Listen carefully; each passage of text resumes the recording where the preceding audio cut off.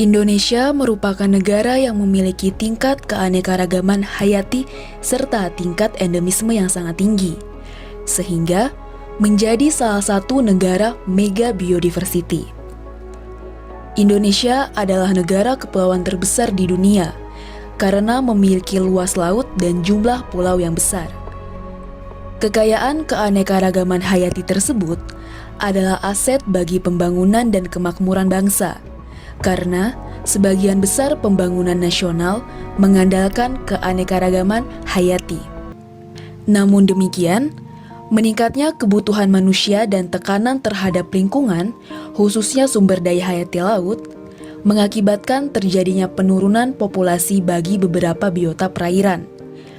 Untuk mengatasi penurunan populasi yang terus-menerus dan mengantisipasi atau jangan sampai terlambat dalam penyelamatan biota perairan ini, di masa yang akan datang, maka perlu dilakukan upaya konservasinya, yakni meliputi aspek pelestarian, perlindungan, dan pemanfaatan. Dan pada kesempatan kali ini, saya akan membahas mengenai konservasi salah satu spesies ikan hiu yang terancam punah, yakni Carcharodonus longimanus, atau yang biasa dikenal dengan Oceanic White-Tip Shark dan memiliki nama lokal ikan hiu koboi. Apa yang dikonservasi, yakni ikan hiu koboi. Spesies ikan hiu ini dianggap sebagai satu-satunya hiu pelagi sejati dari genus Carcharodonus, dan hiu koboi ini adalah spesies ikan hiu pelagis yang memiliki tingkat migrasi yang sangat tinggi di sepanjang daerah tropis. Spesies ikan hiu ini dapat dengan mudah dibedakan dengan spesies-spesies hiu lainnya melalui sirip dorsal pertama yang besar, berujung bulat, dan berwarna putih, sirip pektoral yang lebar, dan memiliki warna putih pada bagian ujungnya. Kemudian, mengapa ikan hiu koboi ini dikonservasi? Umumnya ukuran ikan yang tertangkap nelayan adalah ikan-ikan yang belum dewasa. Hal tersebut merupakan ancaman terhadap populasi jenis ikan ini di masa mendatang. Karena semakin banyak ikan yang belum dewasa tertangkap, maka kemungkinan peluang untuk ikan tersebut dalam proses berkembang biakannya menjadi lebih kecil. Terdapat dua kemungkinan dalam menyikapi kondisi tersebut. Pertama, karena memang yang tertangkap oleh nelayan artisanal di selatan Indonesia merupakan ikan-ikan yang belum dewasa karena keterbatasan alat tangkap dan armada penangkapan. Kemungkinan kedua adalah ikan-ikan yang berukuran besar yang tertangkap tidak didaratkan melainkan hanya diambil siripnya, sedangkan bagian tubuh lainnya dibuang ke laut. Kemudian, bagaimana mengenai sebaran dan perkiraan populasi ikan hiu koboi ini? Sebaran jenis ikan hiu ini diketahui sangat luas di seluruh perairan tropis yang bersuhu hangat. Di perairan Indonesia, tercatat ditemukan di perairan Samudra Hindia, mulai dari barat Sumatera hingga selatan Nusa Tenggara. Dengan kedalaman lebih dari 200 meter, paparan benua atau di sekitar pulau-pulau di laut lepas. Ikan hiu koboi ini lebih menyukai suhu air di atas 20 derajat Celcius, dengan kisaran antara 18 sampai 28 derajat Celcius. Habitat konservasi kritis ikan hiu ini secara pasti belum diketahui. Namun, pada bagian tropis dari Samudra Pasifik dijumpai bahwa hiu-hiu betina yang hamil dan anakan terkonsentrasi secara geografis di antara 20 derajat lintang utara hingga ekuator dan 170 derajat bujur timur hingga 140 derajat bujur barat. Dan daerah pembesaran anakan pada spesies ikan hiu ini diyakini terdapat di laut lepas. Kemudian, kapan ikan hiu koboi ini dikonservasi?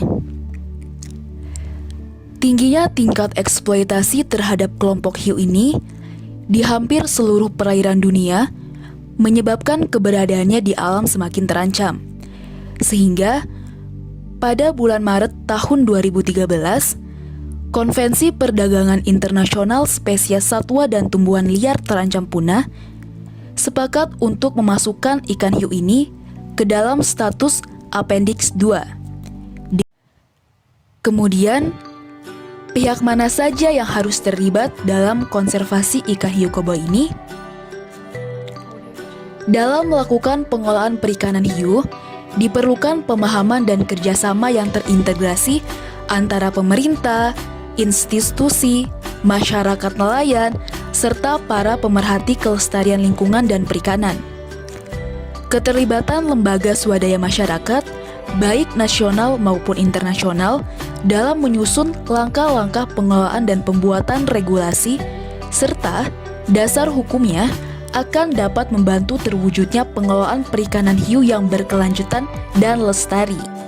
Pentingnya komoditas ikan hiu bagi sebagian nelayan yang terkait dengan perikanan hiu perlu menjadi catatan khusus bagi para pemangku kepentingan di dalam menerapkan langkah-langkah pengelolaan hiu di Indonesia. Lalu, bagaimana ikan hiu koboi ini dikonservasi?